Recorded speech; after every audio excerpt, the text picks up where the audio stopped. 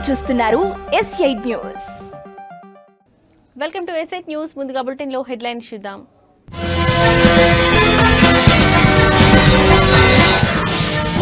ఇంధన రంగాన్ని గాడిన పెట్టాం, విద్యుత్ భారం తగ్గిస్తున్నాం. సీఎం చంద్రబాబు కీలక వ్యాఖ్య.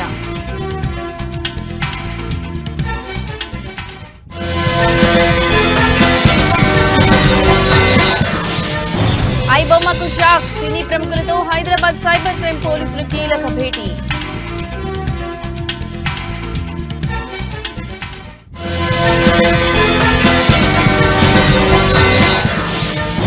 చైతన్యానంద స్వామి లీలలు, అమ్మాయిలతో చాటింగ్, ఫోటోలు, మొబైల్ ఫోన్లో బయటపడ్డ బండారం.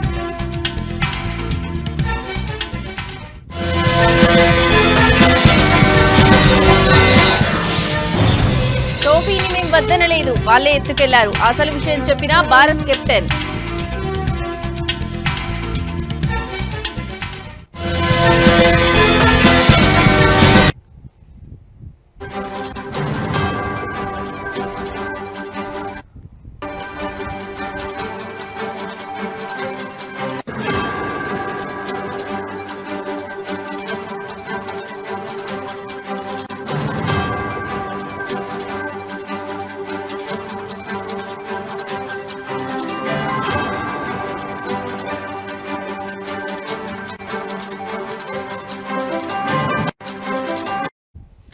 ఇక బ్రేకింగ్ న్యూస్ చూస్తున్నాం. తెలుగు సినిమా పరిశ్రమను దశాబ్దాలుగా పట్టి పీడిస్తున్న పైరసీ భూతం వెనుక ఉన్న అసలు సూత్రధారులు ఎవరో తెలిసి సినీ ప్రముఖులు నివ్వెరపోయారు. తాము ప్రచారం చేస్తున్న బెట్టింగ్ యాప్ల నిర్వాహకులే పైరసీ ముఠాలకు నిధులు సమకూరుస్తున్నారనే చేదు నిజం వారిని తీవ్రమైన షాక్ గురిచేసింది. ఈ విషయం తెలియడంతో భవిష్యత్తులో బెట్టింగ్ యాప్లకు సంబంధించిన ఎలాంటి ప్రచార కార్యక్రమాల్లో పాల్గొనకూడదని టాలీవుడ్ ఏకగ్రీవంగా నిర్ణయించుకుంది.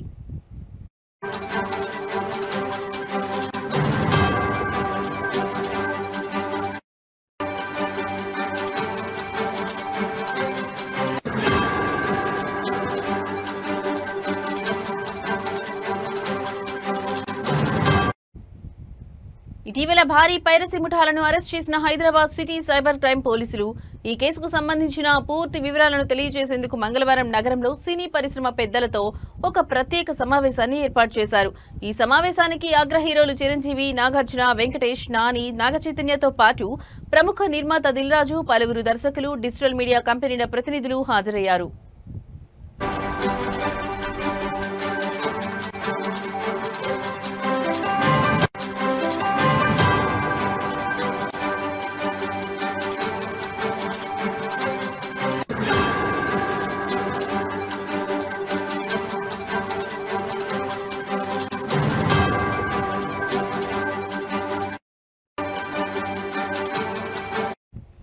ఈ సందర్భంగా పోలీసులు ఒక పవర్ పాయింట్ ప్రెజెంటేషన్ ద్వారా పైరసీ ముఠాల పనితీరును వివరించారు. సినిమాలు థియేటర్లలోకి రాకముందే హెచ్డీ క్వాలిటీ ప్రింట్లు ఎలా బయటకు వస్తున్నాయో చూసి అందరూ ఆశ్చర్యపోయారు.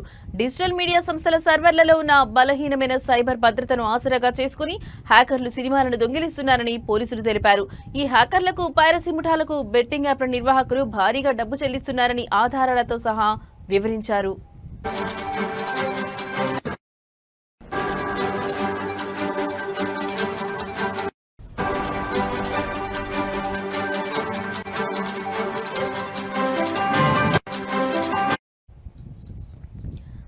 పైరసీ ముఠా గుట్టురట్టు చేసిన హైదరాబాద్ సైబర్ క్రైమ్ పోలీసులు త్వరలోనే ఓటీటీ పైరసీ కంటెంట్ సైట్ అయిన ఐబొమ్మ నిర్వాహకులను పట్టుకుంటామని చెప్పారు. దాదాపు 2 కోట్లు ఖర్చు చేసి అధునాతన పరికరాలు వాడి పైరసీ ముఠాను పట్టుకున్నామని, త్వరలో ఐబొమ్మ నిర్వాహకులను కూడా అరెస్ట్ చేస్తామని సివి ఆనంద్ వెల్లడించారు.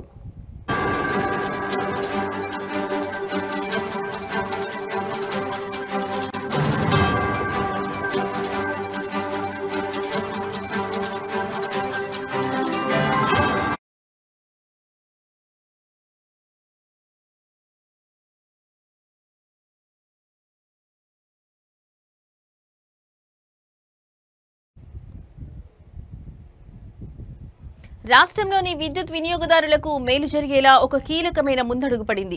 దేశ చరిత్రలో మొట్టమొదటిసారిగా ట్రూ డౌన్ ద్వారా విద్యుత్ ఛార్జీల భారాన్ని తగ్గిస్తున్నామని ఆంధ్రప్రదేశ్ ముఖ్యమంత్రి చంద్రబాబు నాయుడు పేర్కొన్నారు. ఈ నిర్ణయం ద్వారా నవంబర్ నుండి రాష్ట్రంలో విద్యుత్ ఛార్జీలు తగ్గుతాయని చెప్పడానికి తాను సంతోషిస్తున్నానని ఆయన ఎక్స్ వేదికగా తెలియజేశారు. గత 15 నెలల్లో విద్యుత్ వ్యవస్థల సమర్థ నిర్వహణతో వచ్చిన సత్ఫలితాలే ఈ ఘనతకు కారణమని ఆయన అన్నారు.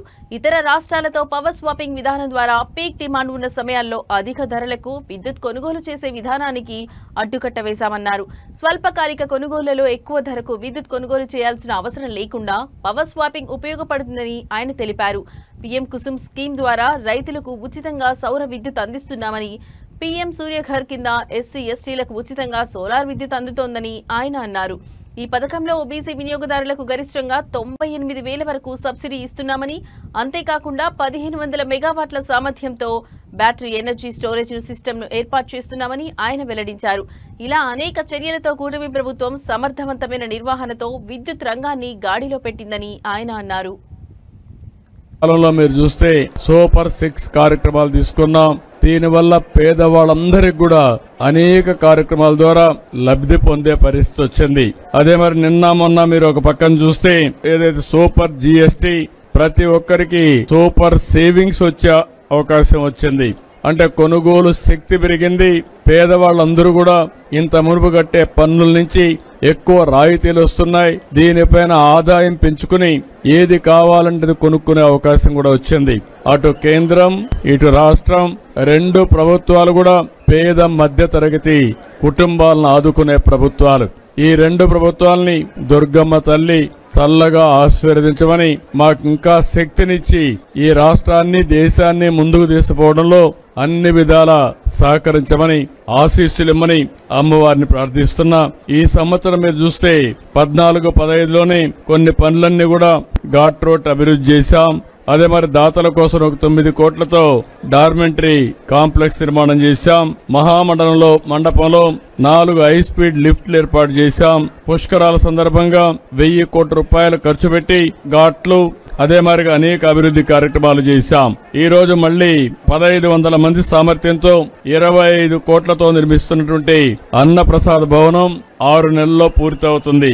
ఇంకొక పక్కన నూతన ప్రసాదం తయారు చేసే సదుపాయాన్ని కూడా 27 కోట్ల రూపాయలు ఖర్చు పెట్టి 3 నెలల్లో పూర్తి చేస్తాం.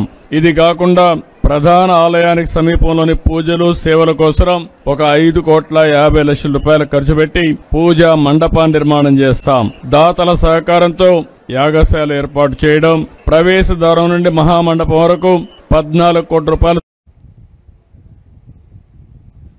ప్రముఖ నటుడు విజయ్ స్థాపించిన తమిళగా వెట్రి కలగం పార్టీకి చెందిన కార్యకర్త ఒకరు ఆత్మహత్య చేసుకున్నారు. కరూర్ తొక్కిసలాట ఘటనకు డీఎంకే మంత్రి సెంథిల్ బాలాజీ పోలీసులే కారణమంటూ ఆయన రాసిన సూసైడ్ నోట్ ఇప్పుడు సంచలనంగా మారింది. విల్లుపురం జిల్లాకు చెందిన అయ్యప్పన్ టీవీకే పార్టీలో కార్యకర్తగా పనిచేస్తున్నారు. 3 రోజుల క్రితం మైలం గ్రామంలో ఉన్న తన వృద్ధ తల్లిదండ్రులను చూసేందుకు ఆయన వెళ్లారు. సోమవారం ఇంట్లో ఎవరూ లేని సమయంలో ఒక గదిలో ఊరివేసుకుని కనిపించాడు. ఆయన తల్లి మునియమ్మల్ గమనించి చుట్టుపక్కల వారికి సమాచారం అందించడంతో వారు సెంచి పోలీసులకు ఫిర్యాదు చేశారు. ఘటనా స్థలానికి చేరుకున్న పోలీసులు మృతదేహం వద్ద ఒక చేతిరాత లేఖను స్వాధీనం చేసుకున్నారు. విజయ్ కరూర్కు వచ్చినప్పుడు పోలీసులు సరైన భద్రత కల్పించలేదు. విజయ్ అభిమానులు బాగా పనిచేశారు. ఆ విషాదానికి సెంథిల్ బాలాజీనే కారణం. ఇందులో పోలీసుల ప్రమేయం కూడా ఉంది. ఆయన వెంటనే అరెస్ట్ చేసి జైల్లో పెట్టాలి అని ఆ లేఖలో రాసి ఉన్నట్లు పోలీసులు తెలిపారు. విజయ్ ప్రచార కార్యక్రమం కోసం కరూర్కు వచ్చినప్పుడు జరిగిన తొక్కిసలాటలో 41 మంది మరణించిన విషయం తెలిసిందే.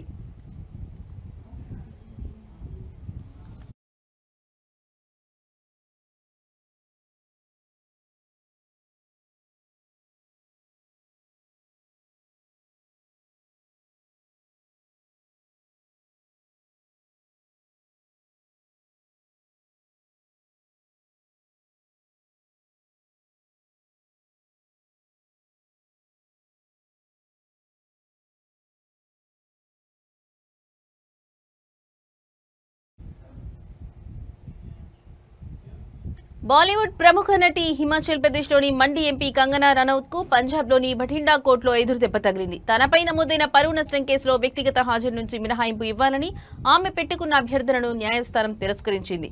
అక్టోబర్ 27లో జరగబోయే విచారణకు తప్పనిసరిగా వ్యక్తిగతంగా హాజరు కావాలని స్పష్టమైన ఆదేశాలు జారీ చేసింది. వివాదాస్పద సాగు చట్టాలకు వ్యతిరేకంగా 2020-21లో రైతులు పెద్ద ఎత్తున నిరసనలు చేపట్టిన విషయం తెలిసిందే. ఆ సమయంలో భటిండా జిల్లాకు చెందిన 73 ఏళ్ల వృద్ధురాలు మహేందర్ కౌర్ ను ఉద్దేశించి కంగనా తన ఎక్స్ ఖాతాలో ఓ పోస్ట్ ను రీట్వీట్ చేస్తూ వ్యాఖ్యలు జోడించారు. ఆ వృద్ధురాలిని షాహీన్బాగ్ నిరసనల్లో పాల్గొన్న బిల్కిస్ బానోగా పొరబడి ఆమెపై అభ్యంతరకర వ్యాఖ్యలు చేశారని ఆరోపణలు వచ్చాయి. దీంతో తన పరువుకు భంగం కలిగించారంటూ మహేందర్ కౌర్ బఠిండా కోర్టులో కంగనాపై పరువు నష్టం దావా వేశారు. సోమవారం ఈ కేసు విచారణ సందర్భంగా కంగనా తరఫు న్యాయవాది వ్యక్తిగత హాజరు నుంచి మినహాయింపు కోరుతూ పిటిషన్ దాఖలు చేశారు. వీడియో కాన్ఫరెన్స్ ద్వారా విచారణకు హాజరయ్యేందుకు అనుమతి ఇవ్వాలని కోరారు.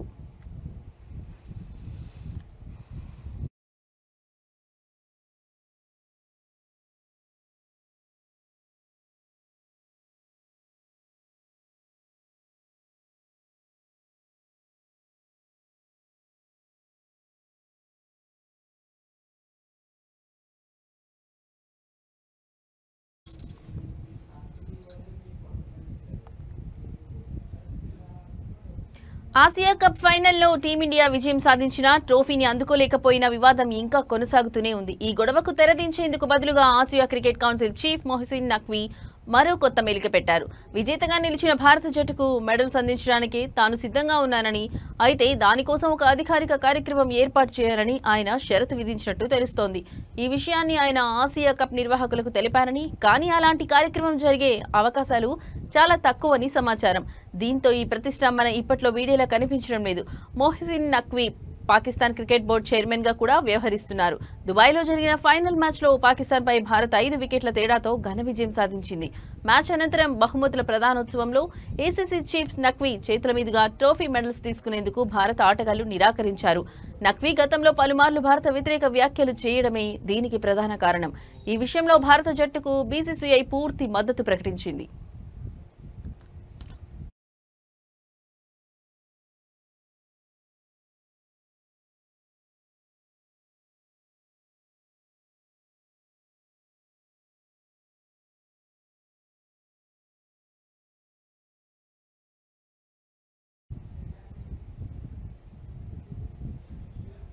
ఇజ్రాయెల్ ప్రధానమంత్రి బెంజమిన్ నెతన్యాహు ఖతర్ ప్రధానికి ఫోన్ చేసి క్షమాపణ చెప్పారు. అమెరికా అధ్యక్ష భవనం వైట్ హౌస్ నుంచే నెతన్యాహు ఈ ఫోన్ కాల్ చేయడం గమనార్హం. ఖతర్ రాజధాని దోహాపై ఇటీవల ఇజ్రాయెల్ సైన్యం జరిపిన వైమానిక దాడి పట్ల నెతన్యాహు విచారం వ్యక్తం చేస్తున్నట్లు వైట్ హౌస్ వర్గాలు తెలిపాయి. అసలేం జరిగిందంటే, గాజా యుద్ధం, హమాస్తో కాల్పుల విరమణకు సంబంధించి అమెరికా అధ్యక్షుడితో చర్చించేందుకు ఇజ్రాయెల్ ప్రధాని నెతన్యాహు వాషింగ్టన్ వెళ్లారు. సోమవారం వైట్ హౌస్ లో నెతన్యాహుతో ట్రంప్ భేటీ అయ్యారు.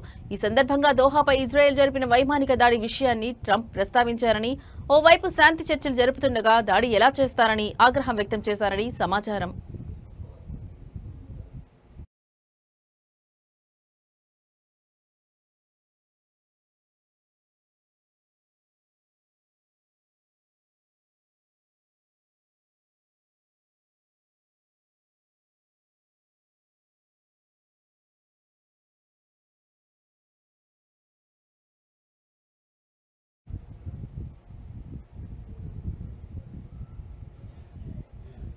ఇండోనేషియాలో ఘోర ప్రమాదం చోటు చేసుకుంది. విద్యార్థులు ప్రార్థనలు చేస్తుండగా పాఠశాల భవనం ఒక్కసారిగా కుప్పకూలడంతో ఒకరు మృతి చెందగా వందలాది మంది గాయపడ్డారు. మరో 65 మంది విద్యార్థులు శిథిలాల కింద చిక్కుకున్నట్లు అధికారులు అనుమానిస్తున్నారు. ఈ హృదయ విదారక ఘటన తూర్పు జవాలోని సిదార్జో ప్రాంతంలో ఉన్న ఆల్కొజోని ఇస్లామిక్ బోర్డింగ్ స్కూల్లో జరిగింది. మధ్యాహ్న ప్రార్థనల కోసం విద్యార్థులు భవనంలోని ప్రార్థనా మందిరంలో సమావేశమయ్యారు. అదే సమయంలో భవనం ఒక్కసారిగా కుప్పకూలింది. సమాచారం అందుకున్న వెంటనే సహాయక బృందాలు, పోలీసులు, సైనికులు సంఘటనా స్థలానికి చేరుకుని సహాయక చర్యలు చేపట్టారు. శిథిలాల కింద చిక్కుకున్న వారికి ఆక్సిజన్, నీరు అందిస్తూ వారిని ప్రాణాలతో కాపాడేందుకు ప్రయత్నిస్తున్నారు. అయితే శిథిలాలు అస్థిరంగా ఉండడంతో భారీ యంత్రాలను వాడటానికి అధికారులు వెనుకాడుతున్నారు. ఈ ప్రమాదంలో 13 ఏళ్ల బాలుడు మరణించాడని, మరో 99 మంది గాయపడ్డారని అధికారులు ధృవీకరించారు. వీరిలో పలువురి పరిస్థితి విషమంగా ఉంది. మంగళవారం ఉదయం నాటికి 65 మంది విద్యార్థులు ఆచూకీ తెలియరాలేదని, వారంతా 12 నుంచి 17 ఏళ్లలోపు వారినని పాఠశాల యాజమాన్యం తెలిపింది. తమ పిల్లల క్షేమ సమాచారం కోసం తల్లిదండ్రులు, బంధువులు ఆసుపత్రులు ప్రమాద స్థలం వద్ద ఆందోళనతో ఎదురుచూస్తున్నారు. శిథిలాల నుంచి తమ పిల్లలను బయటకు తీస్తుండగా చూసి వారు కన్నీరు మున్నీరవుతున్న దృశ్యాలు అక్కడి వారిని కలిచివేస్తున్నాయి.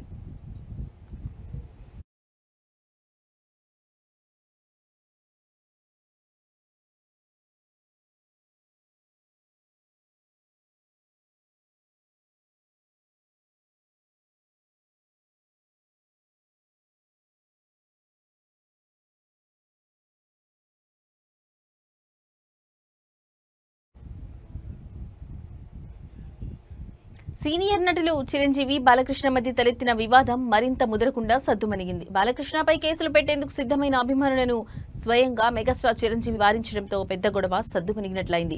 ఆంధ్రప్రదేశ్ అసెంబ్లీలో హిందూపురం ఎమ్మెల్యే నందమూరి బాలకృష్ణ ఇటీవల చేసిన కొన్ని వ్యాఖ్యలలో చిరంజీవి పేరును ప్రస్తావించడం వివాదానికి దారితీసిన సంగతి తెలిసిందే. ఈ వ్యాఖ్యలు అభ్యంతరకరంగా ఉన్నాయంటూ చిరంజీవి ఇప్పటికే ఒక ప్రకటన కూడా విడుదల చేశారు. ఈ పరిణామంతో ఆగ్రహానికి గురైన మెగా అభిమానులు బాలకృష్ణపై చట్టపరమైన చర్యలకు ఉపక్రమించారు. అఖిల భారత చిరంజీవి యువత ఆధ్వర్యంలో హైదరాబాద్ లో ఆంధ్రప్రదేశ్, తెలంగాణ రాష్ట్రాలకు చెందిన అభిమాన సంఘాల ప్రతినిధులు అత్యవసరంగా సమావేశమయ్యారు. బాలకృష్ణ వ్యాఖ్యలను తీవ్రంగా ఖండించిన వారు 2 రాష్ట్రాల్లోని 300కి పైగా పోలీస్ స్టేషన్లలో ఆయనపై ఫిర్యాదు చేయాలని ఈ సమావేశంలో తీర్మానించారు. దీనికి తొలి అడుగుగా హైదరాబాద్ లోని జూబ్లీహిల్స్ పోలీస్ స్టేషన్లో కేసు నమోదు చేసేందుకు సిద్ధమయ్యారు.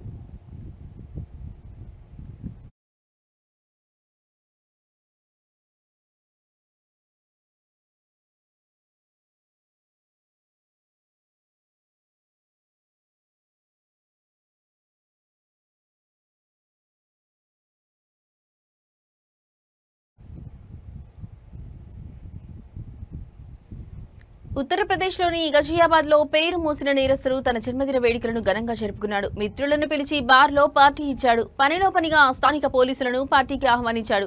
ఈ ఆహ్వానం అందుకుని 4 పోలీసులు పార్టీకి హాజరయ్యారు. మద్యం తాగుతూ బార్ గర్ల్ తో డాన్స్ చేస్తూ కెమెరా కంటికి చిక్కారు. ఈ వీడియో కాస్త సోషల్ మీడియాలో వైరల్ గా మారడంతో మండిపడ్డ ఉన్నతాధికారులు ఆ 4 సస్పెండ్ చేశారు. గజియాబాద్ లోని షాహిదాబాద్ బార్డర్ అవుట్ పోస్ట్ ఇన్ఛార్జ్ సహా 4 పోలీసులపై ఉన్నతాధికారులు చర్యలు తీసుకున్నారు.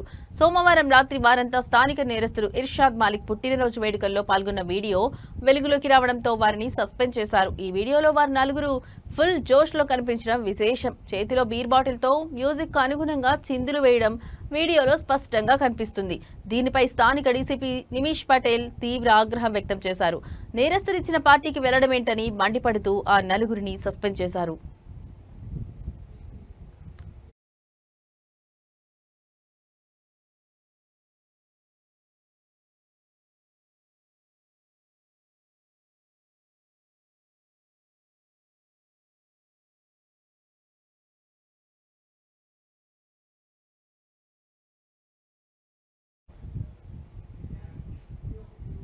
టెక్నాలజీ దిగ్గజం గూగుల్ కు చెందిన యూట్యూబ్ అమెరికా అధ్యక్షుడు డొనాల్డ్ ట్రంప్ తో తన వివాదాన్ని పరిష్కరించుకుంది. 2021లో ట్రంప్ ఖాతాను సస్పెండ్ చేసినందుకు గాను ఆయన దాఖలు చేసిన దావాను సెటిల్ చేసేందుకు గూగుల్ ముందుకొచ్చింది. ఈ ఒప్పందంలో భాగంగా $24.5 మిలియన్ కరెన్సీలో భారత కరెన్సీలో సుమారు 204 కోట్లు చెల్లించడానికి అంగీకరించింది. ఈ మేరకు కాలిఫోర్నియా ఫెడరల్ కోర్టులో పత్రాలు దాఖలయ్యాయి. 2021 జనవరి 6న యుఎస్ క్యాపిటల్ జరిగిన దాడి తర్వాత హింసను ప్రేరేపించే ప్రమాదం ఉందన్న కారణంతో యూట్యూబ్ సహా పలు సోషల్ మీడియా సంస్థలు ట్రంప్ ఖాతాలను నిలిపివేసిన విషయం తెలిసిందే. దీనిపై ట్రంప్ న్యాయ పోరాటం ప్రారంభించారు. తాజాగా గూగుల్ తో కుదిరిన ఒప్పందం ప్రకారం సెటిల్మెంట్ మొత్తంలోని $22 million trust for the national mall అనే స్వచ్ఛంద సంస్థకు విరాళంగా ఇవ్వనున్నారు. మిగిలిన మొత్తాన్ని ఈ కేసులోని ఇతర పిటిషనర్లు అయిన అమెరికన్ కన్వర్జేటివ్ యూనియన్ వంటి సంస్థలకు చెల్లిస్తారు. అయితే ఈ సెటిల్మెంట్ అనేది తమ వైపు నుంచి తప్పును అంగీకరించినట్లు కాదని ఒప్పంద పత్రాల్లో గూగుల్ స్పష్టంగా పేర్కొంది. ఈ ఒప్పందం విషయాన్ని గూగుల్ ధృవీకరించినప్పటికీ దీనిపై అదనపు వ్యాఖ్యలు చేయడానికి నిరాకరించింది.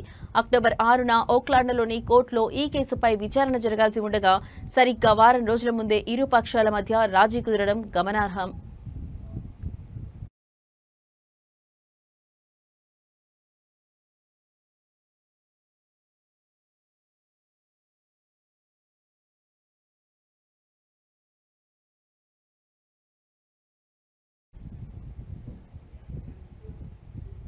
రియల్ ఎస్టేట్ రంగంలో సరికొత్త సంచలనం నమోదైంది. దేశంలోని ప్రముఖ రియాలిటీ సంస్థ Sunteck reality limited ultra luxury housing విభాగంలోకి అడుగు పెడుతూ అందరినీ ఆశ్చర్యపరిచింది. అత్యంత సంపన్న వర్గాలను లక్ష్యంగా చేసుకుని ఒక్కో ప్లాట్ ను ఏకంగా 100 కోట్ల నుంచి 500 కోట్ల ధరతో విక్రయించనున్నట్లు ప్రకటించింది. గతంలో గురుగ్రామ్లో ఓ ప్లాట్ 100 కోట్లకు అమ్ముడుపోవడం వార్త కాగా ఇప్పుడు సన్టెక్ ఆ రికార్డును బద్దలు కొట్టేందుకు సిద్ధమైంది. ఈ అత్యంత ఖరీదైన ప్రాజెక్టుల కోసం సన్టెక్ రియాలిటీ ఎమన్స్ అనే సరికొత్త బ్రాండ్ ను పరిచయం చేసింది. ఈ బ్రాండ్ కింద నిర్మించే ఇళ్లను కేవలం ఆహ్వానం ద్వారా మాత్రమే విక్రయిస్తామని కంపెనీ స్పష్టం చేసింది. తమ ప్లాట్ల కనీస ధర 100 కోట్లుగా ఉంటుందని, గరిష్టంగా 500 కోట్ల వరకు పలుకుతుందని సన్టెక్ రియాలిటీ సీఎండీ కమల్ ఖేతన్ తెలిపారు. ఈ ప్రతిష్టాత్మక ప్రాజెక్టులను ముంబై, దుబాయ్లలో నిర్మించనున్నారు. ముంబైలోని నిపెన్సీ రోడ్ తో పాటు Dubai down town, Burj Khalifa, కమ్యూనిటీలో ఈ నిర్మాణాలు చేపట్టనున్నారు.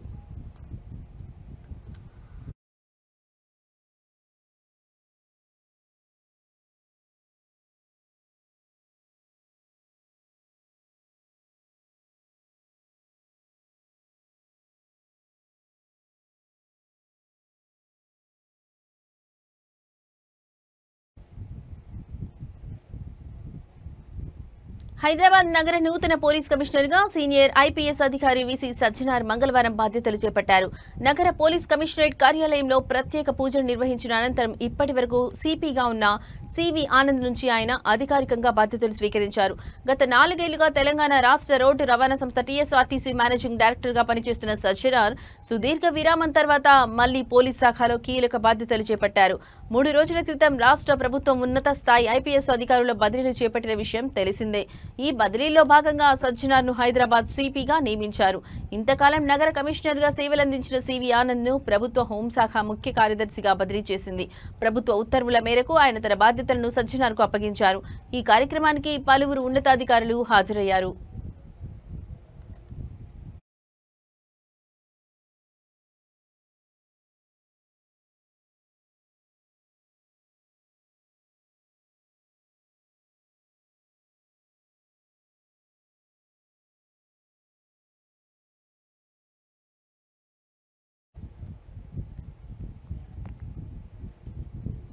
పవన్ కళ్యాణ్ ఓజీ సినిమాపై మెగాస్టార్ చిరంజీవి రివ్యూ వైరల్ అవుతోంది. సోమవారం రాత్రి కుటుంబంతో కలిసి సినిమా చూసిన చిరు తన తమ్ముడిని బిగ్ స్క్రీన్ పై చూసి గర్వపడ్డారు.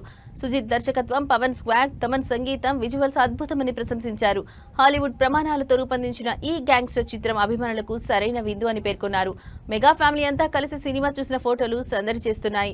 ఓజీ సినిమాని నా కుటుంబ సభ్యులందరితో కలిసి చూశాను. మూవీలోని ప్రతి అంశాన్ని పూర్తిగా ఆస్వాదించాను. హాలీవుడ్ ప్రమాణాలకు తగ్గట్టుగా అద్భుతంగా రూపొందించిన అండర్ వరల్డ్ గ్యాంగ్స్టర్ చిత్రం ఇది. భావోద్వేగాలను చెక్కు చెదరకుండా ఉంచింది. సినిమా ప్రారంభం నుంచి చివరి వరకు ఈ చిత్రాన్ని అసాధారణ రీతిలో రూపొందించిన దర్శకుడు సుజిత్ కి అభినందనలు. కళ్యాణ్ బాబును తెరపై చూడటం చాలా గర్వంగా అనిపించింది. అతను తన స్వాగ్ తో సినిమాను ప్రత్యేకంగా నిలబెట్టాడు. ఎంతగానో ఎదురు చూస్తున్న అభిమానులకు సరైన విందు అందించాడు అని చిరంజీవి సోషల్ మీడియాలో పోస్ట్ పెట్టారు.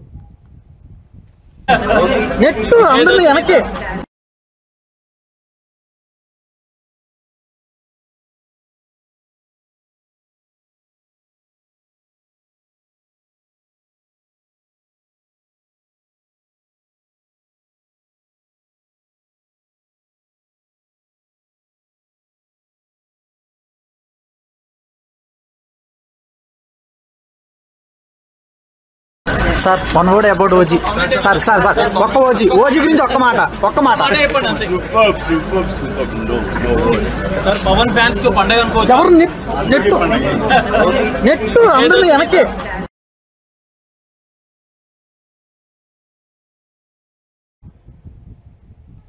ఇవి ఇప్పటివరకు నా బులెటిన్ అప్డేట్స్. మరో బులెటిన్ తో మళ్ళీ కలుద్దాం. నమస్తే.